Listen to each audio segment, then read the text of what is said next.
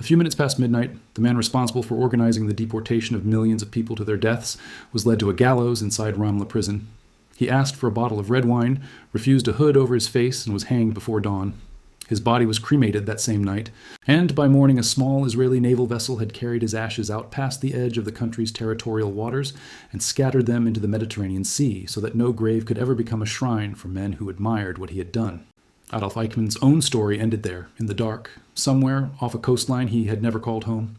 But in a modest brick house on Garibaldi Street, in a quiet suburb of Buenos Aires, 4 sons who had grown up under a false surname were only beginning to face the question that would define the rest of their lives. What do you do with a father like that? This is what happened to Adolf Eichmann's children after he was hanged. Before Argentina, before the alias, there had been an ordinary German family, at least on paper. Adolf Eichmann married Veronica Liebel, known to everyone as Vera, in March of 1935. Their first son, Klaus, was born in Berlin the following year. A second son, Horst Adolf, arrived in Vienna in 1940, followed 2 years later by a third, Dieter Helmut, born in Prague. Vera disliked Berlin and spent much of the war years living quietly with the boys in Prague, while her husband ran the machinery of deportation from a desk inside the Reich Security main office in Berlin, a department that decided, on paper, the fate of entire communities. He visited his family less and less as the war went on, and the boys grew up seeing their father only in short, formal visits, a distant man in uniform whose absences they had no real way of understanding. When Germany collapsed in 1945, Eichmann slipped through a chain of false identities across Europe, working briefly as a farmhand and lying low in Austria and Italy before securing passage to South America with the help of sympathetic clergy and forged Red Cross papers. He arrived in Argentina in July of 1950 under the name Ricardo Clement and settled first in the northern province of Tucumán, taking odd jobs to survive while he decided whether it was safe to send for his family. 2 years later, in 1952, Vera and the 3 older boys made the crossing to Buenos Aires, and the family was reunited under its new borrowed surname. A 4th son, Ricardo Francisco, was born to them in Buenos Aires in 1955. The only one of the 4 children who would never know his father as anything but a fugitive, quietly hiding in plain sight, working a series of unremarkable jobs in a Mercedes-Benz factory and a rabbit farm outside the city. By the end of the decade, the family had saved enough to build a small brick house on Garibaldi Street in the district of San Fernando, and moved into it in 1960, the same year their entire world would come apart. It was not a document or a paid informant that first cracked the disguise. It was a teenage boy's pride. In 1954, a 12-year-old girl named Sylvia Herman struck up an acquaintance with a boastful 17-year-old at a cinema in a Buenos Aires suburb, a boy who introduced himself as Klaus Eichmann and made no secret of his admiration for his father, boasting openly about his father's wartime importance in a way that struck her as strange for a family supposedly living under an assumed name. Sylvia mentioned the strange, arrogant boy to her father, Lothar Hermann, a half-Jewish former prisoner of Dachau, who had been blinded in one eye during his own imprisonment years earlier. Hermann grew suspicious enough of the surname to pass it along, first to Jewish community organizations in Buenos Aires, who showed little interest, and later to the German state prosecutor Fritz Bauer, a man already hunting Nazi fugitives from his office in Frankfurt. Bauer forwarded the lead to Israel. For years afterward, almost nothing happened. Hermann had since gone nearly blind, moved out of the city, and was relying on his daughter to read documents to him, and Israeli intelligence officials were openly skeptical of a tip that had arrived secondhand, sparked by a child's chance encounter at the movies. It took years of repeated pressure from Bauer and an independent, separately sourced lead that finally corroborated the surname before Mossad agents took the claim seriously enough to place the man calling himself Ricardo Clement under surveillance. On the 11th of May, 1960, a small team of Mossad agents seized Eichmann on a quiet street near his home in San Fernando as he walked home from his evening bus stop, forced him into a waiting car, and held him in a secret safe house for more than a week while they prepared his exit from the country. He was sedated and smuggled onto an Israeli El Al aircraft disguised as a member of the flight crew, arriving in Israel on the 22nd of May, more than a decade after slipping out of Europe undetected. His capture, once it became public, stunned the world twice over, first because of who he was, and second because it had been made possible at its origin by the vanity of his own 17-year-old son bragging to a girl at the movies. Argentina, furious that its sovereignty had been violated by a foreign intelligence operation on its own soil, formally protested to the United Nations Security Council, which passed a resolution finding that Israel's actions had breached international law, even as most of the world quietly understood why no one involved regretted it. Eichmann's trial opened in Jerusalem in April of 1961.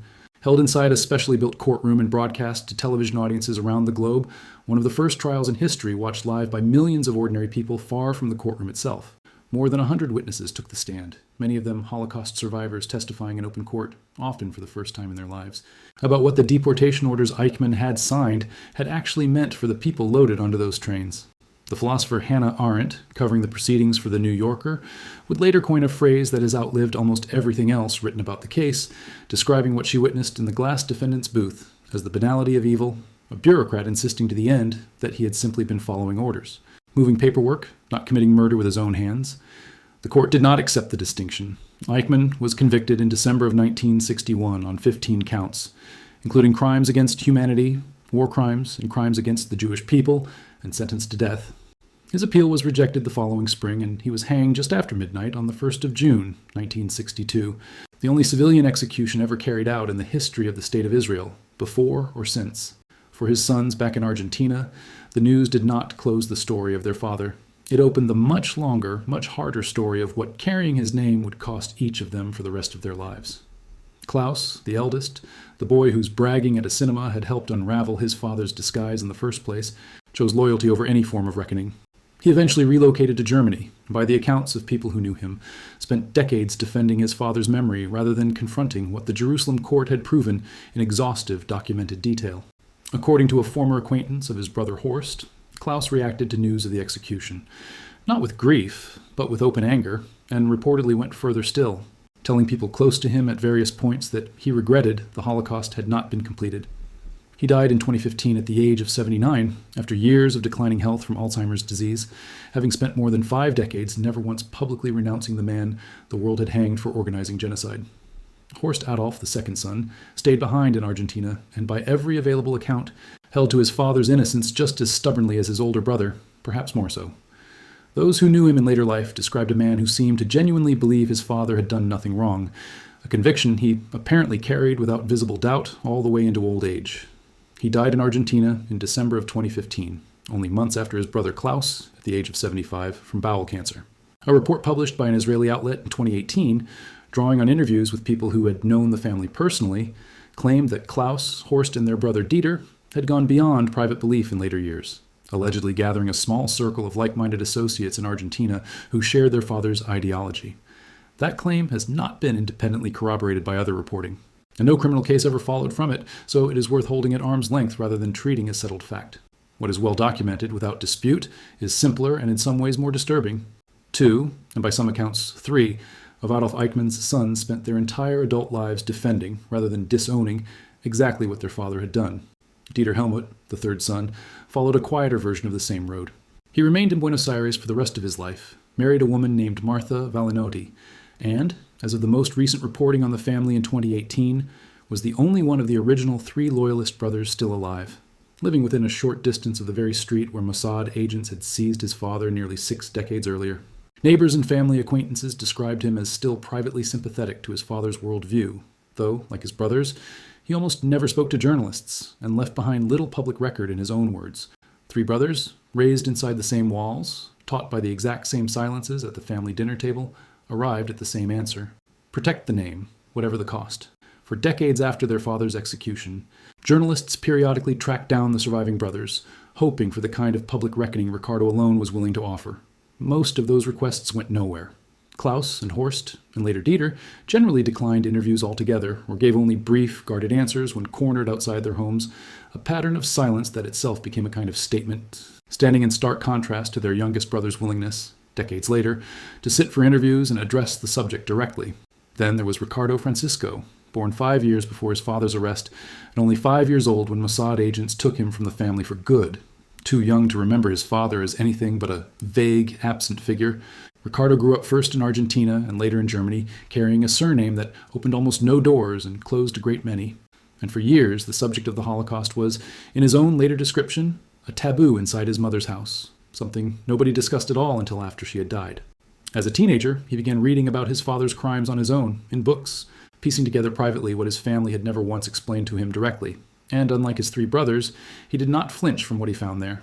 He went on to study prehistory, classical archaeology, and Egyptology at Heidelberg University, completing a doctoral dissertation on ancient Middle Eastern architecture in 1984, and built a respected academic career that eventually made him director of the Orient Department at the German Archaeological Institute, a post he held for roughly 2.5 decades, focusing much of his later research on the ancient music of the Near East. In 1995, in what must rank among the strangest reunions in modern history, he met Zvi Aharoni, the Mossad interrogator who had helped confirm his father's identity in Argentina before the capture, and told him plainly that he felt no anger toward the men who had brought Adolf Eichmann to justice because, in his own words, his father deserved to be tried.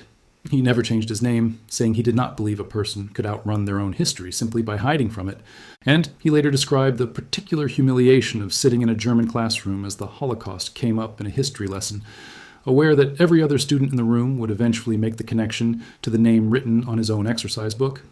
He went on to have 2 sons of his own, and unlike the silence he grew up inside, he chose to raise them without hiding the family history he had spent his own adolescence discovering alone, in secret, from library books his mother never mentioned. Here is what makes the Eichmann sons harder to file away than most stories of inherited guilt. They did not grow up in different houses, raised by different mothers, shaped by different secrets. Klaus, Horst, Dieter, and Ricardo shared a childhood, a fugitive father, and the exact same wall of silence inside the exact same small house on Garibaldi Street. And out of that identical soil, 3 of them chose a lifetime defending a mass murderer, while the 4th built a career confronting precisely the kind of history his father had spent his life trying to erase from the record. It leaves an uncomfortable question hanging over every family that has ever inherited a legacy it never asked for. When the same silence, in the same house, produces such radically different children, how much of what they became was really about their father at all? And how much was a choice each of them made alone in a room the rest of us will never see inside? Vera Liebel, the wife who had followed her husband from Berlin to Prague to a false name in a foreign country, eventually returned to Germany after her sons had grown, and lived out the remainder of her life largely outside public view, declining almost every request for an interview about the man she had married 3 decades earlier. She died there in November of 1997, at the age of 88, having outlived by 35 years the husband she is not known to have ever publicly disowned. 3 sons who never renounced a genocide, one who spent his career confronting it in the open, and a mother who carried the whole family's silence with her to the grave. What survived Adolf Eichmann's execution was never really about the ashes scattered somewhere off the coast of a country he had helped make an orphan of 6 million people. It was about which of his children would inherit his denial, and which one, alone among 4, would refuse it. If you found this video insightful, go ahead and click the video on your screen right now, another story of a Nazi leader's children forced to decide, each in their own way, what to do with a name the rest of the world would never be able to forget. Like this video, subscribe, and hit the bell for more unethical history. Thanks for watching.